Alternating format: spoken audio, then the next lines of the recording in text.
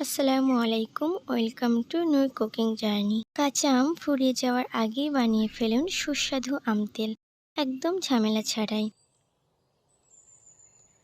আম তেলটি বানানোর জন্য আমি এখানে ব্যবহার করেছি 1 কেজি কাঁচা আম। প্রথমে আমগুলোকে ভালো করে পরিষ্কার জলে ধুয়ে নিয়েছি। খেয়াল রাখবেন আমে যেন এক ফোঁটাও জল না থাকে, কারণ জলের উপস্থিতি আচারে ব্যাকটেরিয়া তৈরি করে আচারটি দ্রুত নষ্ট হয়ে যাওয়ার সম্ভাবনা রয়েছে।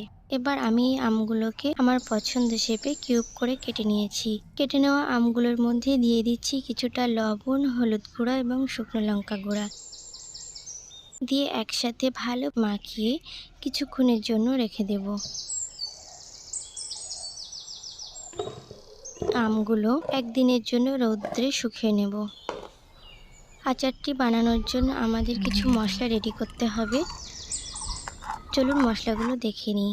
এর জন্য আমি প্রথমে একটি মিক্সিং জারে কিছুটা মৌরি নিয়ে নিয়েছি। মৌরিগুলো খুব সুন্দরভাবে গুঁড়ো করে নিচ্ছি।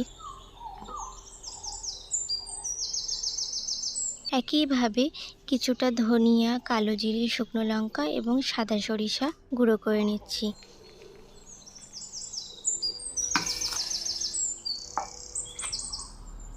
আচারটি বানানোর জন্য সরিষার তেলই উপযুক্ত। কিছুটা সরিষার তেল নিয়ে নিয়েছি, এর মধ্যে 5 ফোড়ন এবং শুকনো লঙ্কা দিয়ে ফোড়ন দিয়ে নিয়েছি। যখন খুব সুন্দর ঘ্রাণ বার হবে তার মধ্যে শুকিয়ে রাখা আমগুলোকে দিয়ে ভালোভাবে কষিয়ে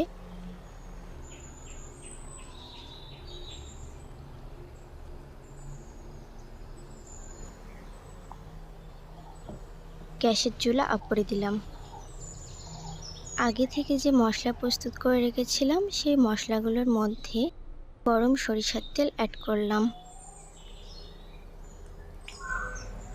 খুব সুন্দরভাবে মিশিয়ে এর মধ্যে দিয়ে দিচ্ছি শুকনো লঙ্কা, জিরা গুঁড়া,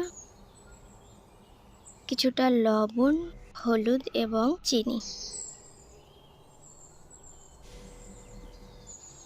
এগুলোকে খুব সুন্দরভাবে মিশিয়ে কষিয়ে রাখা আমগুলো দিয়ে আম আর মশলার সাথে মিশে গেলে তৈরি হয়ে যাবে আম তেল।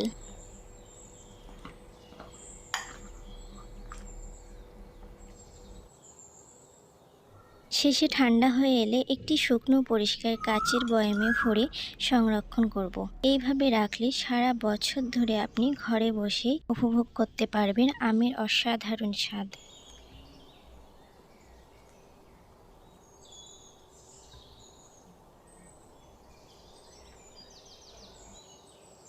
আমার ভিডিওটি যদি আপনাদের ভালো লেগে থাকে তাহলে লাইক, কমেন্ট এবং শেয়ার করতে ভুলবেন না।